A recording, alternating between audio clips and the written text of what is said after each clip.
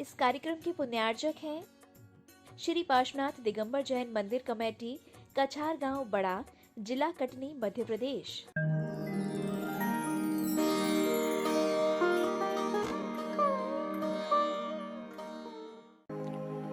ओम नमः सिद्धेभ्यः। ओम नमः सिद्धेभ्यः। ओम नमः सिद्धेभ्यः।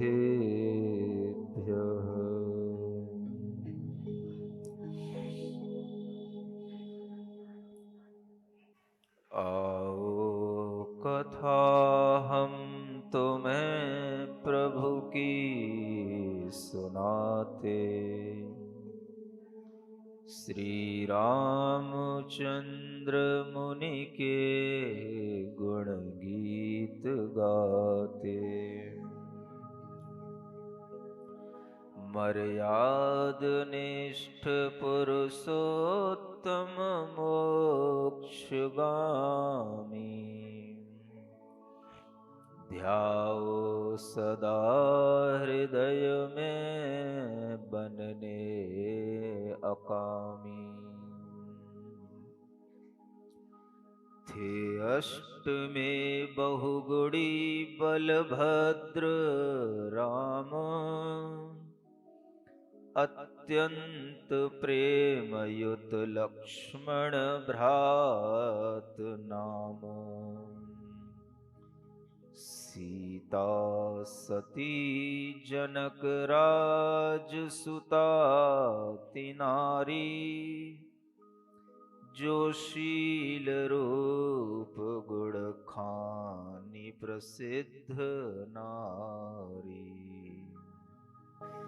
देवादिदेव आदिम तीर्थंकर श्री ऋषभनाथ भगवान की, वर्तमान शासन नायक श्री वर्धमान महावीर भगवान की, श्री राम भगवान की, परम पूज्य आचार्य गुरुवर श्री विद्यासागर जी महाराज की,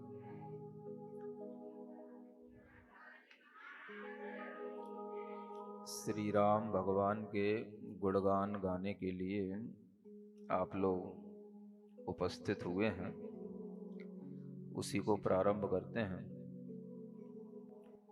मर्यादा पुरुष श्री राम है, सिद्ध प्रभु बलराम। मर्यादा पुरुष श्री राम,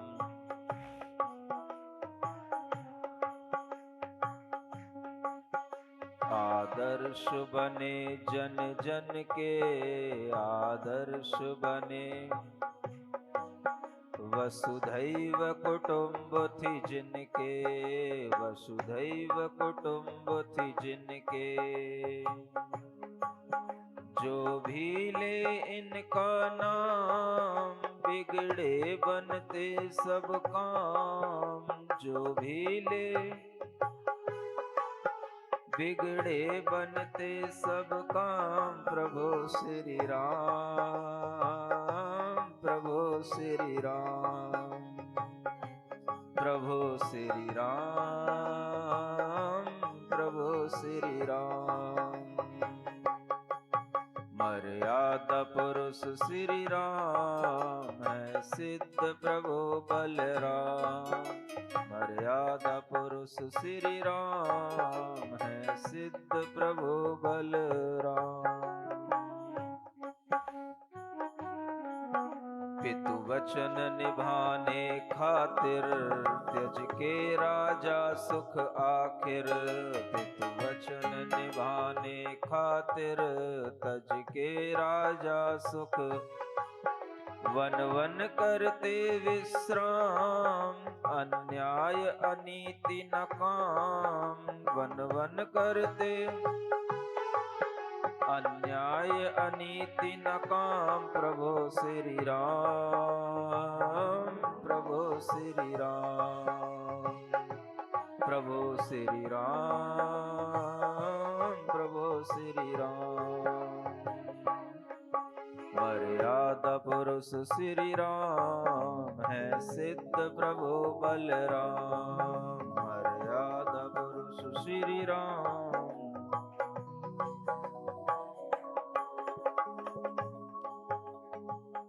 इधर भरत भी जब देखे सुने कि वह अतवीर राजा जिस पर हम चढ़ाई करने के लिए आए थे वो तो वन में चले गए, तो वह मुनि बन गए, तो वह उन मुनि महाराज के दर्शन बंदन करने के लिए वह राजा भरत उनके पास में पहुंचते हैं।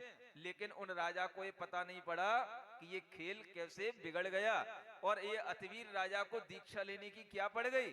ये भरत को भी समझ में नहीं आया, शत्रुघ्न को भी समझ में नहीं आया। इतनी कलाकारी से श्री राम और लक्ष्मण ने वो खेल कर लिया और भरत की भी इज्जत बचा ली और उधर उस अतवीर राजा को दीक्षा के लिए वन में भेज दिया और किसी को कोई पता नहीं कि ये खेल किसने कर दिया। समझ आ रहा है? सब लोग क्या समझ रहे हैं? ये नर्तकी थी और नर्तकी ही न जाने क्या कर गई। उस राजा के सामने युद्ध भी कर लिया, उसको बांध भी लिया और बांध करके उस राजा को न जाने क्या समझा दिया कि राजा ही सब कुछ छोड़ छाड़ करके वन में चला गया। तो सब लोग उन नर्तकियों को देख रहे हैं, किसी को नहीं मालूम कि नर्तकियां कौन हैं। और इधर जो अतवीर का पुत्र था उसने लक्ष्मण के लिए अपनी बहन रत्नमाला का विवाह उनसे कराने के लिए स्वीकृति दे दी और सब मिलकर के फिर ये जिन्हें विजयनगर की ओर जाना था वो विजयनगर की ओर वह आगे बढ़ने की सुध लेते हैं। श्री भरत अयोध्या में आकर उन नटनी के प्रति सोच रहे, नहीं नारी में इतनी शक्ति देवी ने आकर केश गहे। वे सोचते हैं भरत कि ये नर्तकियां कौन थीं जिन्होंने इस राजा अतिवीर को इतना मोहित कर लिया और ये अतिवीर दीक्षा ले लिया। लगता है कि कोई देवियों ने आकर के मेरी रक्षा की है। राजा भरत क्या सोच रहे हैं? इतनी शक्ति किसी सामान्य नारी में नहीं हो सकती। देवों ने आकर के उसके केस पकड़ लिए, माने उसके बाल पकड़ लिए। राजा के बाल पकड़ लेना माने बहुत बड़ी बात होती है, ये पूरे नगर में चर्चा है। तो लगता है कि नहीं देवियों ने आकर के इस तरह से कोई कृत्य किया जिससे मेरी ये रक्षा हुई। और इधर राम लक्ष्मण ने पृथ्वीधर से आज्ञा मांगी है, हम तो जाएंगे अब आगे, दिल में अपने लौ लागी है। वनमाला बोली लक्ष्मण से। अब इन्हें तो क्या करना था? आगे आगे जाना था, आगे आगे बढ़ना था। वनमाला बोली लक्ष्मण से, स्वामी क्या फिर तज जाओगे, क्यों आन बचाया मरने से, जो फिर वैसे तड़फाओगे। लक्ष्मण ने बहुत दिलासा दी, हम जल्दी ही ले जाएंगे, लेकिन इस समय जरूरी है भाई भावज संग जाएंगे। क्या हुआ? लक्ष्मण जी ने सोच लिया जितने भी लोग उन्हें रास्ते में मिलते हैं उन सबको वह रोकते हुए, दिलासा देते हुए, रोक करके आगे बढ़ते हुए चले जाते हैं। अभी तो मुझे अपनी भाई और भाभी के साथ में ही आगे जाना है। जब हम कहीं अपने उचित स्थान पर पहुंच जाएंगे तब सबको साथ लेकर के बुला लिया जाएगा। अभी हम किसी को अपने साथ में लेकर के नहीं जा सकते। और इस तरह से वहां वनमाला को समझा करके वह लक्ष्मण जी अपने भाई राम और सीता के साथ में आगे बढ़ जाते हैं। और इस तरह से यह वनवास की जो घटना है अब ये आगे वहां पहुंचेगी जब एक बहुत बड़ी घटना, क्योंकि इसी वनवास में सीता का हरण होता है। सबको पता है ना, ये तो अभी 2-3 दिन से जो वनवास की कहानी है ये अभी चल रही है। अभी ये दूर दूर जाते जा रहे हैं, विजयनगर की ओर, दक्षिण की ओर जब ये और पहुंच जाएंगे तब वहां पर जाकर के यह सीता हरण की घटना आपके सामने आएगी। ये बहुत ही रुचिकर घटना है। आप सब लोगों को अगर ये रामायण सुनने को मिली है तो अब जितने दिन यहाँ पर सुनाई जाए उतने दिन आपको जरूर सुनना है, क्योंकि रामायण आपके लिए यह एक नई रामायण है जो आपने कभी नहीं सुनी होगी इतनी स्पष्ट रूप में, कि कैसे सीता का हरण होता है, कैसे इनका वन में और आगे प्रवास होता है और वन के अंदर क्या क्या घटनाएं घटती हैं, वो सब आगे आगे के समय में आपको बताई जाएंगी। यह राम कथा जो श्री राम के वनवास के साथ चल रही है और उस वनवास के अंतर्गत अनेक प्रसंग जो वन में विहार करते हुए घटित हुए, उन्हें आपके समक्ष पिछले कई दिनों से रखा जा रहा है। चूंकि यह यात्रा लंबी है, वह श्री राम एक तरह से उत्तर भारत से दक्षिण भारत की ओर गए। अयोध्या से विहार करते हुए वह मालवा आदि होते हुए वह विजयनगर की ओर जाने के बाद में महाराष्ट्र तक पहुंचे और फिर उसके बाद में वह दक्षिण की ओर और कर्नाटक के अंत छोर की ओर पहुंचेंगे, क्योंकि जहां तक भरत के राज्य की सीमा रहेगी तहां तक वह रुकेंगे नहीं, उन्हें उससे आगे निकलना है, ऐसा उनका प्रण है। हमें भरत के राज्य में नहीं रहना, भरत के अनुशासन में भी नहीं रहना, क्योंकि भरत अगर राजा हैं तो वह अपना राज्य चलाएंगे तो वह हमारे ऊपर अनुशासन नहीं रख पाएंगे, इसलिए हमें भरत के राज्य से बाहर जाना है। ऐसा विचार करके वो वन में गमन कर रहे हैं, भ्रमण चल रहा है। कल आपको बहुत सी घटनाएं भी सुनाई थी, जिनमें एक प्रसिद्ध घटना आपको ध्यान हो तो बता सकते हैं। कौन सी स्त्री की घटना थी? वनमाला की।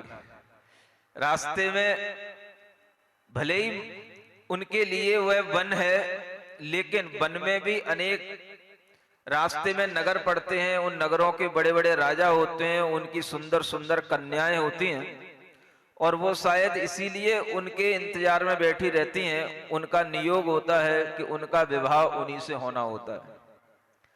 तो कल आपने देखा कि वनमाला कैसे आत्महत्या करने से बची और उसको लक्ष्मण जी ने बचाया।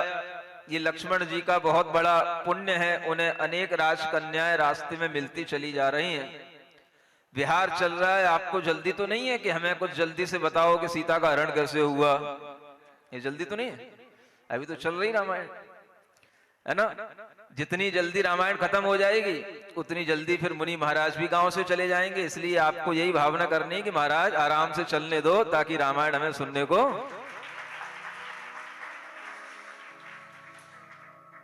तो वस्तुतः प्रसंग आ रहा है, धीरे धीरे अब सीता हरण का प्रसंग आएगा, लेकिन रामचंद्र जी को जब तक कहां पहुंचना पड़ेगा?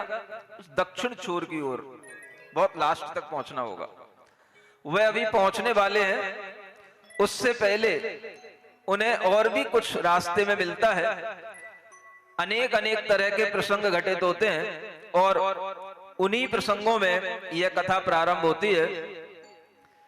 सिया हरण की यह कथा सुनो हृदय धर धीर, करुण भाव से जो भरी लाती नयनों नीर।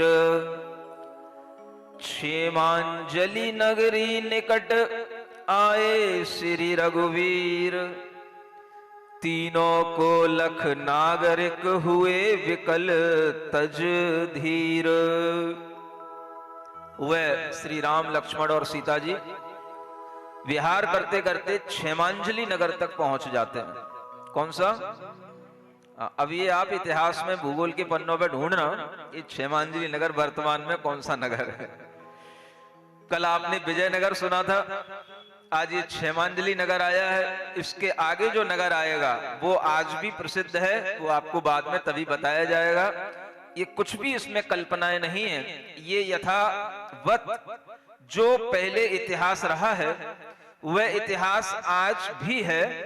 नाम नगरियों के बदल जाते हैं, जो इतिहास वेत्ता होंगे वो इस बात को खोज लेंगे कि पहले जो क्षेमांजलि नगरी थी आज वह कौन सी नगरी है।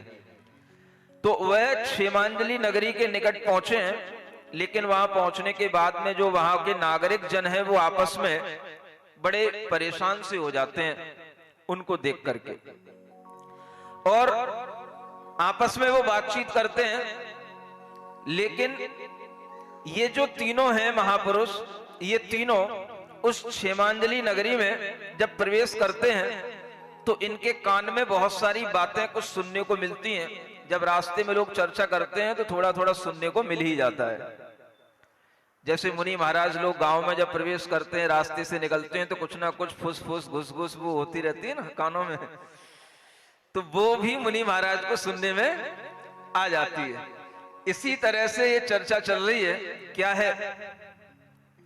आपस में यो सब कहते हैं, ये कौन कहां से आए हैं, मनमोहन अतिशय रूप देख, देवता मात मन खाए हैं। दुर्भाग्य आज इनका देखो, दरबार बीच में जाते हैं, इनको रहस्य कहना चाहिए, क्यों अपनी जान गवाते हैं। नागरिक लोग आपस में बातें कर रहे हैं।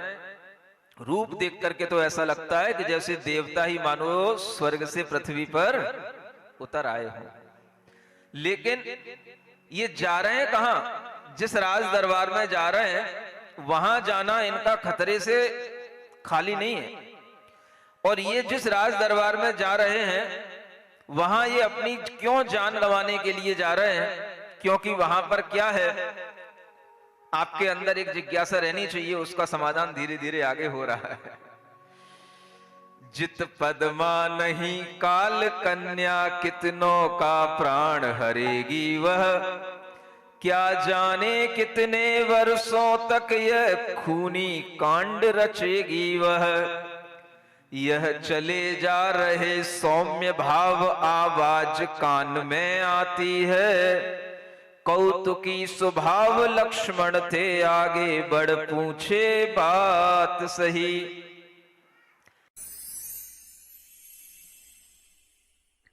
सिरिजिण वाणी जग कल्याणी, जग जन मदतम मोहरी।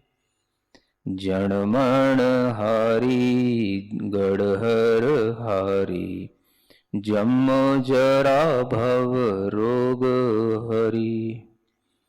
तिथ्य राणम दिव्य झुणिम जो पड़ई, सुणई मय्ये धारई।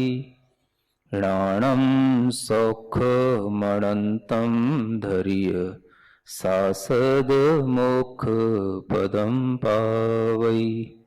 सासद मोक्ष पदम पावई।